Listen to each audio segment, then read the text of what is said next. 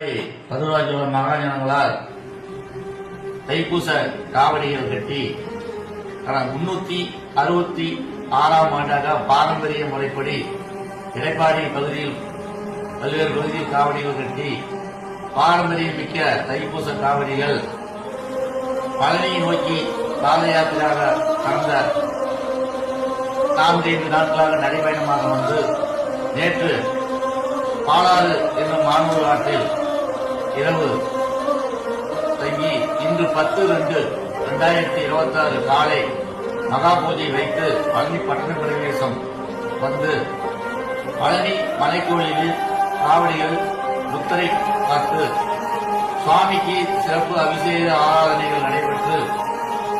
காவடியை பொது கமிட்டியால் நடத்தப்படும் சங்கராத புறப்பாடு சாயரட்சி பூஜை ராக்கால பூஜை அனைத்து சிறப்பு பூஜைகளும் நடைபெற்று சாமிக்கு காவடி முத்திரை சர்க்கரையில் கலந்த காவடி பொது கமிட்டியால் பஞ்சாமிரதம் தயார் செய்து காவடி பொருட்கள் பகிர்ந்து வைக்கப்பட்டு சிறப்பு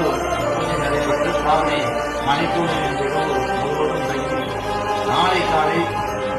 காவடியில் அனைத்தும் மதுராஜோட மடத்திற்கு